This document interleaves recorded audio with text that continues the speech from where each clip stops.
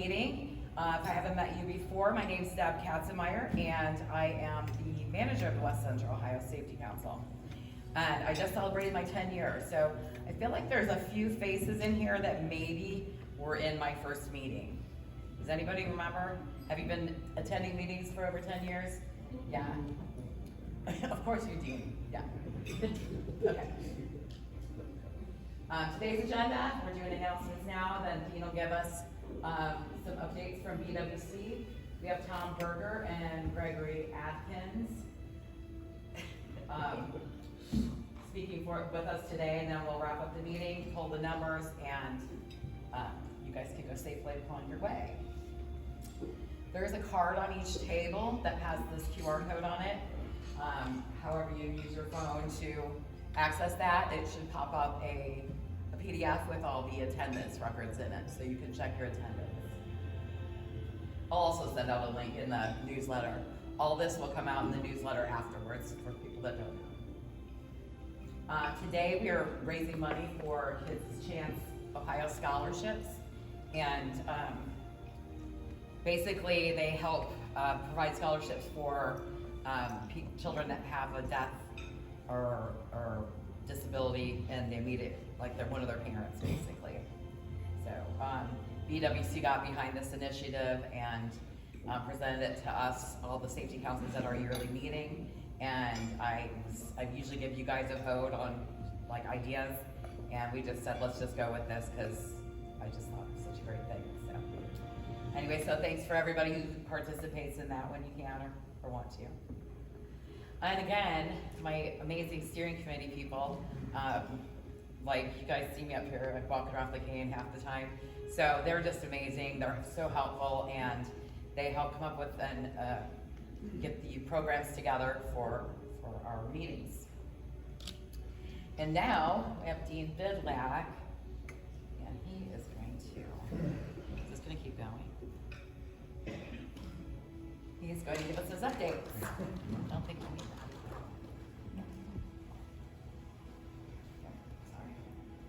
She said my name's Dean Bidlack, but I want to ask your indulgence for a little bit. I want you to use your imagination, because I'm here to talk about the Governor's Literacy Initiative, and some of you might recall this, Imagination Library. So don't think of me as Dean Bidlack. I'll let you, at your leisure, think of me as either Governor DeWine or Dolly Parton. Okay. Choice is yours. I'll give you a little option here this morning. But 80% of the child's brain is developed by the time they're 3 years old. So we're not here just to help ourselves, folks. We're here to help our co-workers, the people that are around us at work, and sometimes outside of work. And we want to take what we learn at our job, take it home, take it outside our employment here, and help other people. In this case, with the literacy, we want to make sure we get out there to people. I myself have a granddaughter signed up for this. The book actually comes to my house, so if I want to read about the llama or the little brown bear, I can do that.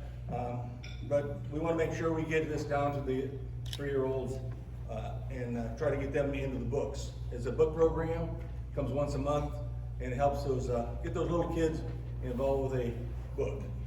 It'd be nice to get them off iPads with it. Children with you, there's 25 books at home, complete an average 2 or more years of school, and those with no books. So there's still books out there, folks, and we want to get people involved with it. So this is Dolly Parton's Imagination Library. I, for one, think it's great when someone who makes a big name for themselves and gets all that money and puts it into something very good and very long lasting like the Imagination Library. So I would encourage anyone to take a part of that. It's for any kids 0 to 5 years of age. Age appropriate books are going to come at no cost to the family. They'll come to their address. I get those books to come to my house for an odd reason. My daughter's homeless. Well, not really homeless, they were building a house. So they didn't have a permanent address.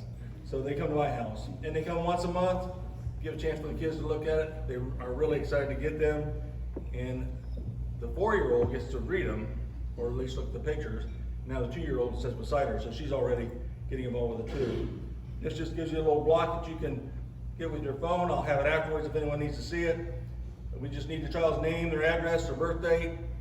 Make sure we can get that there, get the parent's name, contact information, an email address, and we want to get that out to people. So I just want to let sure everyone knows this. Every safety council in the state is hearing the same message for this month in September. So I wanted to thank all of you for that. I still do the safety things we're talking about. All of us in the state are still working diligently. So if you call for an open date for me now, I'm in the 3rd week of October. So we're getting a lot of work ahead of time out there. So that's why you don't see me a lot outside of here, because I'm running all different directions. Deb's doing a good job keeping you informed through your emails on the upcoming trainings. I encourage you to go to any of those.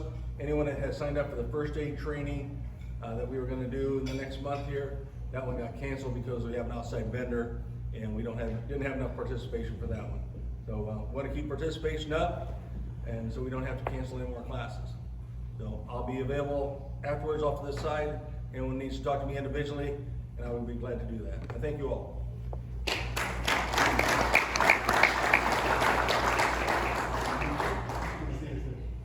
Thanks, Steve. And then you can see the topics, the upcoming topics for the next 6 months or so. And without further ado, we're going to bring up the speakers.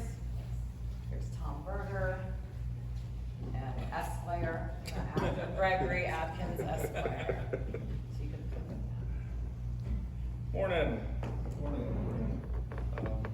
I am Tom Berger. I'm the Director of Allen County Homeland Security Emergency Management. We'll be kind of tag teaming today with Greg Atkins, who was an Allen County Regional Bomb Squad member, and he'll go over with how to react to a bomb threat.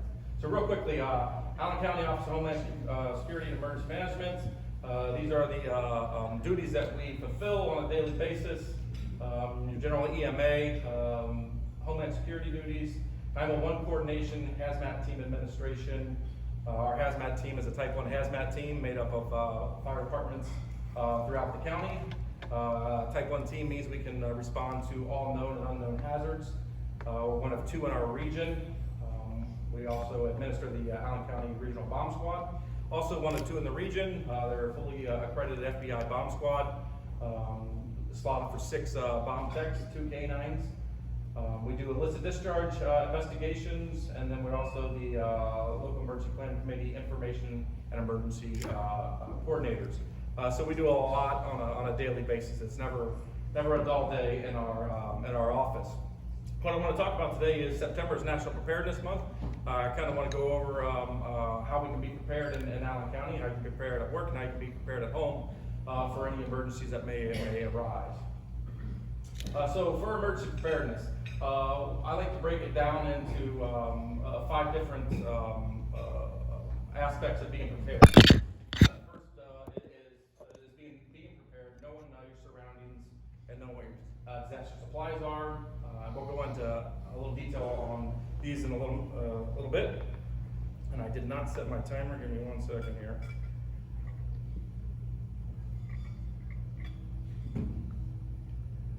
Can everyone hear okay in the back? All right.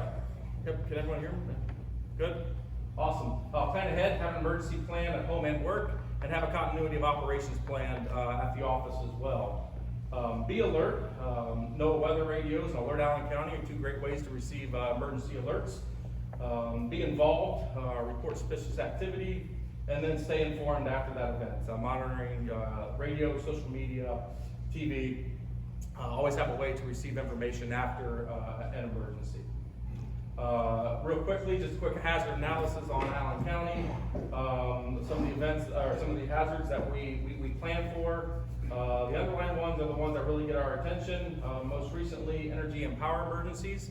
They've kind of ticked up our analysis with the push by our government to move towards electric vehicles and move away from fossil fuels.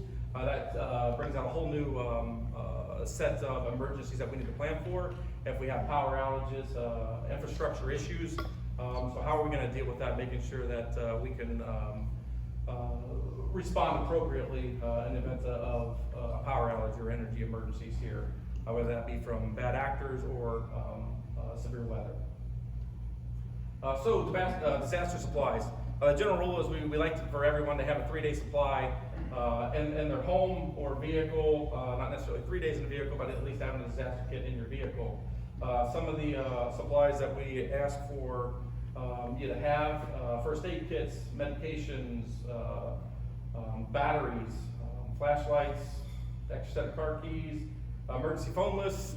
I'm not sure about everybody, but I can't remember a phone number. The only phone number I can tell you with great deal of certainty is my office number and my old home phone number when I was growing up. If I had to call someone right now without a phone, I'd be dead in the water. So we always encourage folks to make a list, put it on a little card, on the back of a business card, put it in your wallet of any important numbers that you may need to get a hold of. Relatives, kids, you name it, just jot those numbers down. So if you do come across a landline or somebody with a phone, that you can make those calls if needed.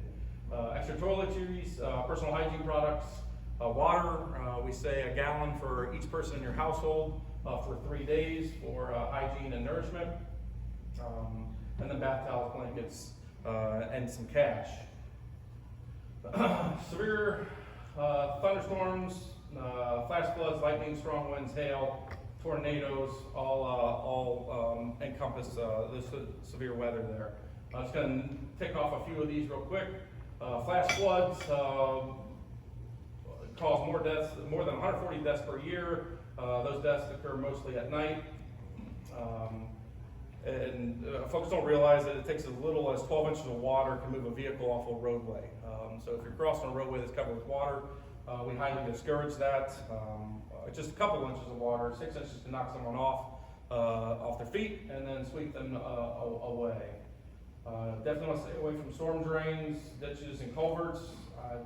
I cringe as when I drive through the city and I see kids playing in the water outside of a residence. The amount of bad googly moogly that's in that water is just unbelievable. If you have kids, please don't let them play in that water. It's nasty. And the big one here is turn around, don't drown. I stress that every time when we get into the spring, again, because it just takes a little bit of a water to sweep your car away or a person away. Lightning is a big issue, 75 deaths per year, over 300 injuries. If you are outside, move to a sturdy building or car. And if you're caught outside, stay away from tall objects. Don't go try to hide underneath the tree. Get to a flat space and crash down if you can't move to a sturdy structure inside of a vehicle. Strong winds, straight line winds can hit up to 120 miles an hour. If you were around town in 2012, you'll remember the derecho that caused massive amounts of damage, not only throughout West Central Ohio, but the whole state of Ohio as well. But find shelter, close your blinds, stay away from windows, and ensure that you're staying safe. Tornadoes. Ohio ranks 22 for tornadic activity. Tornadoes can happen at any time of the year. Peak months are May through August, most likely 3 to 9. PM are when those tornadoes are going to come through. But I think that's starting to change a little bit. We've seen tornadoes in West Central Ohio in November, as recently as 3 years ago. And then just in Allen County, back in the spring, we had 3 EF0 tornadoes that happened around midnight. So that 3 to 9 isn't a steadfast rule. Goes back to what we always say is make sure you have a way to receive those alerts and a way to respond to those alerts. Just tornadoes, briefly, of what the EF Enhanced Fujita scale means.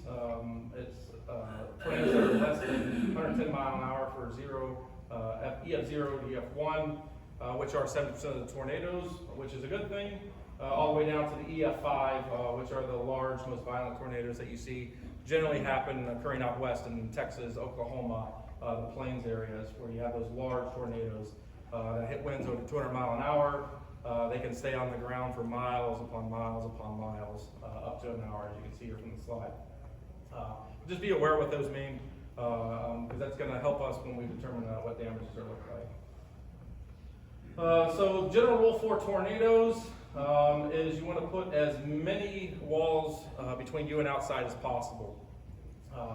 Basements are the best places to go, or tornado shelters. Stay away from windows, get under a sturdy piece of furniture, get out of your car and find shelter if you can. If you cannot get out of your car and get to shelter, reach up, grab that seatbelt like they do in NASCAR, pull it real tight and try to get down as low as possible in the car until the tornado passes. If you do live in a mobile home, you want to find shelter. We encourage folks when severe weather is coming through and they have that tornado watch to start looking for a shelter to get to. When a tornado warning's been issued, it's too late. So if you do live in a mobile home, it is not a great place to be when we have a tornado in West Central Ohio. Hazardous materials is another big part of what we do. I'm sure probably a lot of folks in here deal with hazardous materials. We have 136 reporting sites in Allen County. 60 of those are environmentally hazardous materials. What we do is we maintain the hazmat plan for the county. That is reviewed yearly by the local emergency planning committee. I know there's a couple members in here that are on that committee. Reviewed yearly, changes are made, substantive changes every probably 3 to 5 years, but changes are updated every year just based on what kind of hazards we have in the county. What we stress for folks here in Allen County is making sure that you stay informed and know where you're going to go in the event of a hazardous material release.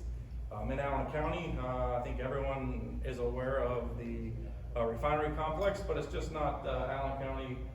It's whenever you're out traveling, look at the roadways you're on. 7530 and railroad traffic carry a lot of methyl ethyl death. So know how you're going to respond to hazardous material release. So what we like to stress here in Allen County is when we test the community warning sirens, the community warning sirens at noon the first Wednesday of the month. They are not tornado sirens, they are community warning sirens. Everybody say it together. Community warning sirens. All right, we deal with that every first Wednesday of the month. I'll get a call or a Facebook message that says, I couldn't hear the tornado sirens in my house. They're not tornado sirens, they're community warning sirens. They're meant for folks outside, when they hear those sirens, to go inside to get those messages. It's not just for a tornado, it could be for a hazardous material release. So what I like to stress to folks is go inside your home or building, to the local media, close your windows, turn off heating, air conditioning equipment, exhaust, fireplace dampers, close them down. And then when instructed, if it is a shelter-in-place type scenario, there's some actions that you can take, sealing obvious gaps in windows, doorways, wet towels, tape, and then await for instructions to come from either our office or first responders in the area to make sure that you respond appropriately. And again, those are tested the first Wednesday of every month, and they're called what? Community warning sirens. Excellent. They are not tornado sirens. So see something, say something. We just unfortunately had the anniversary of September 11th yesterday. And we encourage folks, if you see something, to say something and recognize those signs of possible terrorism. Don't be afraid to contact authorities if you see something at your business. If someone has an expressed or implied threat, feel free to reach out to law enforcement. If you see somebody surveilling your facility and you think they may be a bad actor, don't be afraid to reach out to law enforcement to let them do an investigation to see if there's anything nefarious going on. Someone eliciting information, misrepresentation, if it's a delivery guy but he's not in a FedEx uniform or not in a UPS uniform or Amazon now, don't be afraid to question that person and find out who they're working for and why they're delivering to your facility. If folks are probing your security, if they're trying to get through gates, fences, taking pictures of your cameras that are securing your facilities, don't be afraid to report that. And then suspicious people that just don't belong. If there's somebody wandering through your property, make sure that you confront them. And then if you feel like it does rise to some sort of a threat, it's just not somebody who's lost, make sure you contact law enforcement and let them deal with that situation and let them make that determination. Continuity of operations plans. How many folks know what their continuity of operation plan is for their facilities?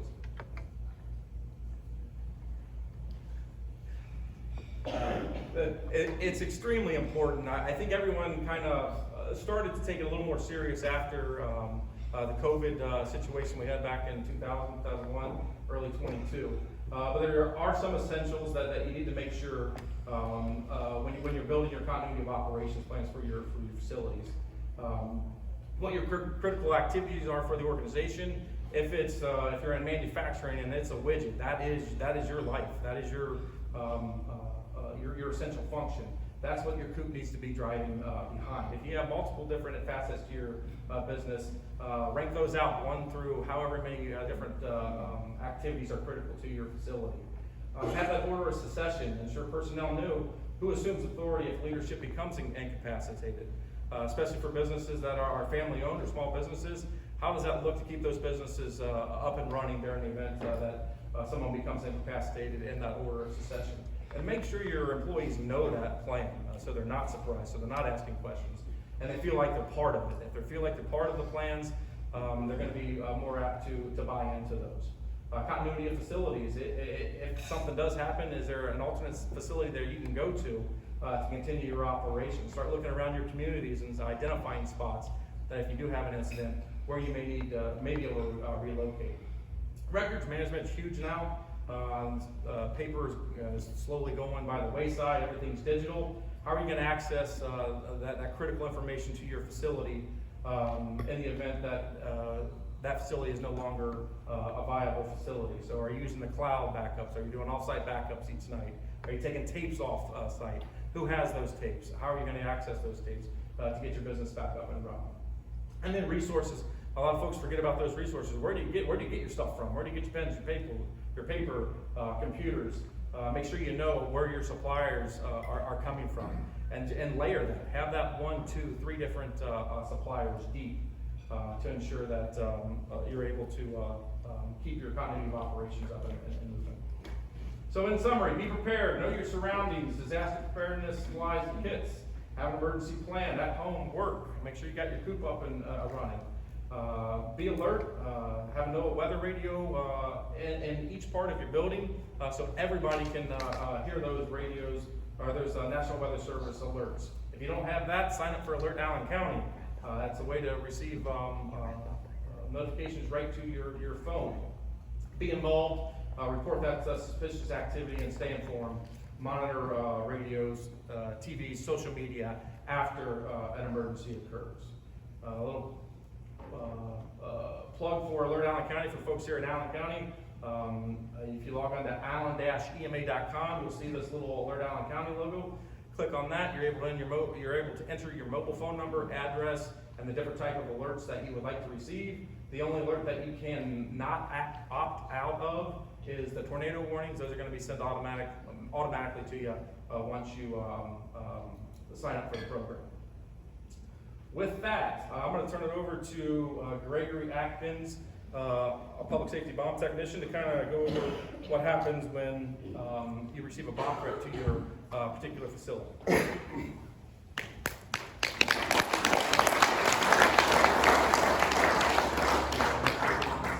Okay, thanks. How's everyone doing this morning? Can you hear me? All right. I'm Greg Atkins, bomb technician with the Allen County Regional Bomb Squad. Been on the bomb squad since 2006, been a certified technician since 2008. My primary job is I'm an identification officer with the Lima Police Department. What that means is kind of like the CSI guy for Lima, one of two. Been with the police department since 2000, so retirement's coming up here pretty quick. Before we get into bomb threats, I want to just touch briefly on suspicious packages. It's kind of different than a threat. If you guys see something in your business that shouldn't belong there, whether it's a briefcase, a backpack, or something like that, that you guys deem suspicious. I can't say it's suspicious. You guys know what belongs where. This is something that we would send the bomb squad out on. We have the capabilities of x-raying and visualizing what's inside that package, and if need be, we can disrupt that package by dynamic means and make it go away. Yeah. But a bomb threat, a suspicious package can be delivered, UPS, mail, may have excessive postage on it, may be directed to one specific individual. It might not have that individual's name, it might say director or CEO or something like that. Just have the title. Oftentimes has no return address. And this is a suspicious package that would be, you know, have something in it that's meant to cause harm. Misspelled words, may have oily stains on the package or excessive tape holding the package together. And this is just an example of what it could look like with the excess postage, addressed to the chief executive officer, that type of thing. Getting into the bomb threat aspect of it, could be a written message or phoned in message. The written message could be a note, could be on any surface. We've actually gotten called in where someone scratched the word bomb on the inside of a bathroom stall. And it was at a factory, I forget where it was, I think it was in Walpock area. But we got called down there and we searched the facility because someone scratched the word bomb on the bathroom stall, which we're good with. We don't have a problem doing it. I mean, you guys are the ones as the business people. If you feel it's a threat, then we're gonna take it as a threat and we're gonna do our job. It also could be typed, sent via email or social media. Example of a written message just says, "Wanna bomb someone somewhere." Telephone threat is gonna be the most common type of bomb threat we get. We had a rash of them several years ago where a lady was calling in bomb threats for the city schools. And Tom, do you remember how many she called in? Was it 7? I think 3 actual. I Calls that we think- received. I think we were, well, okay. I know she called in several. She was caught and she went to prison for it, but, I don't know what her motive for calling them in were or anything, but, telephone threats most common. If you get a bomb threat over the phone, notify a coworker if you have one nearby. Don't, you know, while you're on the phone with the bomber, don't say, "Oh my God, it's a bomb threat, call the police," because we wanna keep on the phone as long as we can. Get as much information from that caller. And use the bomb threat checklist. I have these on your table. If you guys need more, I have more I can give you. But we'll go over this real quick here in a minute.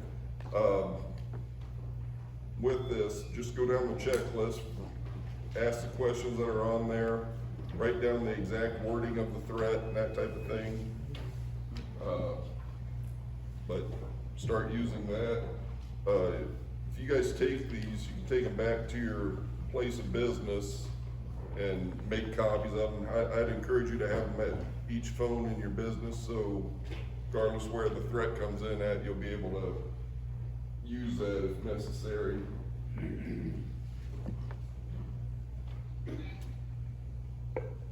One thing, on the back of the thing, it has the caller's voice. These are all just check boxes. And you can review this list, but it has different, things with the voice, whether they're angry, excited, have a foreign accent, or what have you. Also the background noises. Note any background noises, traffic noises, if you hear machinery running, maybe a train whistle or things like that. And, the language, if it sounds foreign, foul, irrational, or what have you. Once the bomb squad gets on scene, we'll take this and give this to the proper authorities where they can try and track who made the call. But we want you to attempt to keep the caller on the phone, Write down the information exactly as you receive it. Any statements made by the caller,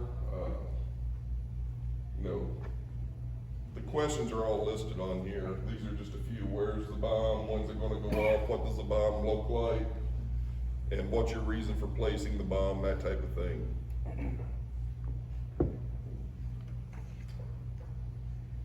As far as a threat evaluation,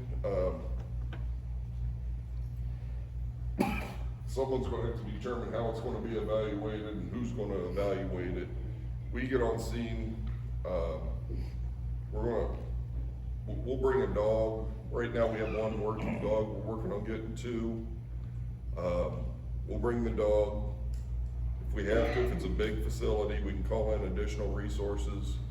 We'll run the dogs around, but you guys will be the ones to make the decisions whether you're gonna evacuate, if it's gonna be an overt or covert search, which means if you're gonna do it without people knowing there's a bomb threat, or if you're gonna say, hey, we have a bomb threat, we need people to check.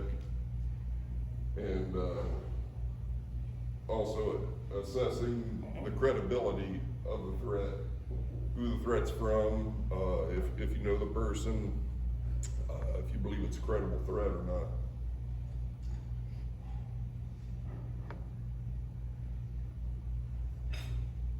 We're gonna report the message to our proper authorities, search without evacuation. Like I said, you can do an overt or covert search that way, or we're gonna evacuate and search. And some manager somewhere is gonna make that decision. The bomb squad's not gonna tell you, you have to evacuate or you have to stay in place. That's gonna be a decision for you folks to make.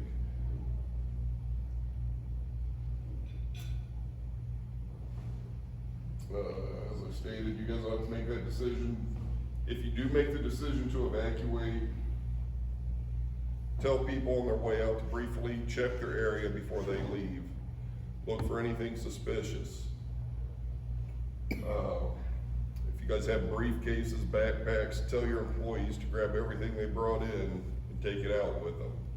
They leave backpacks and briefcases and stuff, and we go to do a search, we're not gonna know what belongs there or what was brought in by you guys and what may have been brought in by the bomber. So the more we can get out, the easier it's gonna be for the people doing the searching. Notify the person in charge of the building of any suspicious or out of place items on your way out. So as you're leaving, you see a briefcase under a gas main somewhere or something, say, hey, there's a briefcase over there, it doesn't look right. And bring this out with you if you have a telephone call, and give it to us when we get there.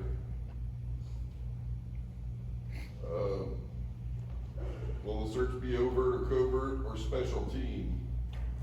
Covert is the fastest but least effective. That's the one where we don't tell people that we got a bomb threat or that we're searching. We just kind of do it.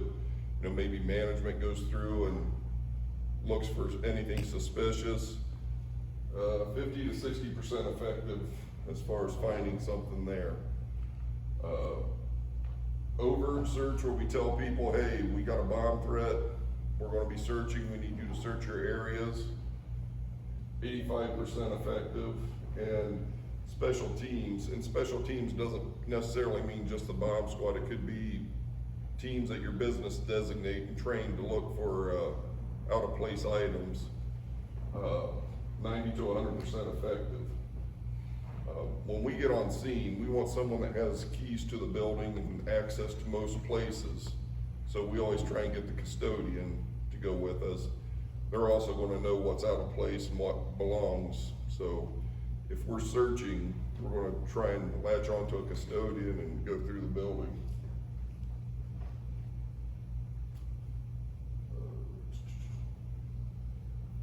You also have to determine, will the search be before, after, or without evacuation? Will the search be conducted by employees, supervisors, or special teams? And what areas will the search encompass? And here again, these are all management decisions. I can't tell you as a bomb tech, what areas to search and what areas not to search. Bomb dogs can be used, like I said, right now we have one dog. We're working on getting a second dog and a second handler. But at one time we had 3 dogs here. Trying to get back up to speed on that. If you locate a suspicious package during your search, do not touch it, get away from it, keep others away from it, make note of where it is, try and get an idea of what it looks like, and inform someone, tell someone, so that we're not surprised by it. We're going to respond to the suspicious item. Will accompany the dog handler during a search. This is something, used to be if we had just a bomb threat, we didn't send the bomb squad out. And here recently we have been, because if the dog hits on something, we want to have a technician there that can assess it and move on without having to wait. We have a suspicious package, we'll x-ray it, see what's in it, and we may use a robot if we can get a robot inside the building. It just depends on what the situation is. Okay, no bomb found during the search. It's the decision of the person in charge of the building when to re-enter. So we go through your building, we don't locate anything. Here again, management decision on what to do after that. Bombs themselves, I mean, we all have an idea, you know, we see TV and see what bombs look like on TV, but I can make a device that'll fit in an envelope, and it can fit anything from an envelope to a semi-truck and everything in between. You can make a bomb look like anything. I've made practice devices where I use a coffee can.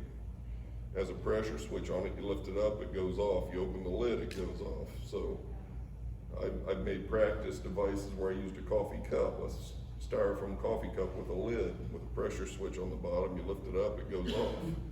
So you can make a bomb look like anything. I'm not saying this to make everyone paranoid. I don't want you to go back to your business and, oh my God, there's a coffee cup, don't touch it. We actually had a situation where we trained a high school administration, and we talked about this same thing. And that evening we get a bomb call at one of the administrators' houses. She had a box sitting on her front porch, and she swears she didn't order anything and that shouldn't be there. And we get the bomb squad there, block off the roads, do our x-ray and everything, and here it ended up being cosmetics that were on an auto ship order that she forgot about.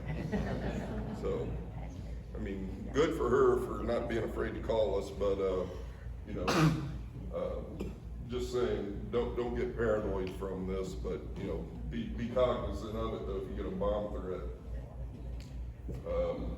Here's some points to remember in closing. Do not open, touch, kick, or move a suspicious item. If you see something you believe it's suspicious, we're going to label it suspicious and consider it a bomb until we can prove otherwise. Bombs can be triggered by many different actions: light, sound, movement, radio controlled, cell phone controlled. The do not photograph, the only reason we say that is because if there's a flash, we're worried about it triggering something, but if you can snap a picture of your phone without a flash, that could be beneficial to the bomb squad.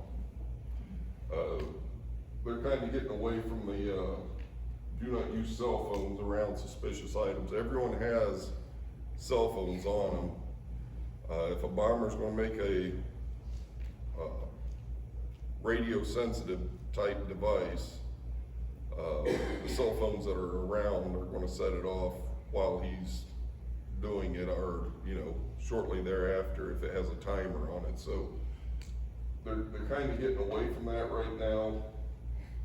But yeah, if you're able to snap a picture without a flash with your cell phone, I would encourage that, so that you can bring it out to us and say, this is what I have, and it'll help us out. Keep rooms to boilers, cleaning closets, etc. locked. You don't want, Joe Public getting into your cleaning closets or boiler rooms where they might be able to set a device. Eliminate places where bombs can be hidden, such as accumulating trash, things like that. And train employees to report strange people or packages when they find them. So let your employees know, hey, along with what Tom said, see something, say something.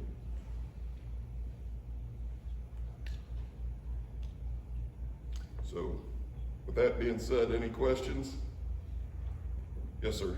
How often do these calls do you actually find an explosive device? I don't think we've ever found one on an actual bomb threat call. We have had instances where we find devices, but usually it's not a called-in threat from the bomber. It's someone seeing something and calling us saying, hey, there's a pipe bomb over here or something like that. So I don't think, do you know of any, Tom? Not in my 9 years. Yeah, I don't think we've ever found a device where someone's called in and said there's a bomb, and we go there and there's a bomb. Usually, it's someone trying to hoax or play a hoax on the business, or they're kids trying to get out of school, or someone trying to get out of work. Yes, ma'am? How many calls do you usually get a year? Pre-COVID, we were getting about, and this is just calls in general for the bomb squad, we were getting about 40 calls a year. After COVID, we're down to about 10 or 11. So a good chunk of the calls that they receive are for World War II munitions, Yeah, Vietnam grandpa era dies and- grenades, that kind of stuff. Is- Fireworks. Yeah. And we're a regional bomb squad, so we Yeah. cover 13 counties. So 40 calls a year over 13 counties? Yep. Correct.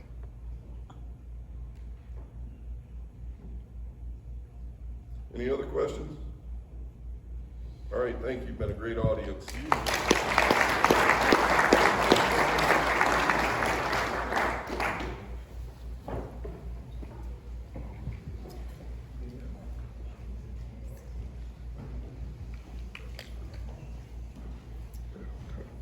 I also wanted to mention there's 3 flyers for the training that we're bringing out to Ohio Means Jobs.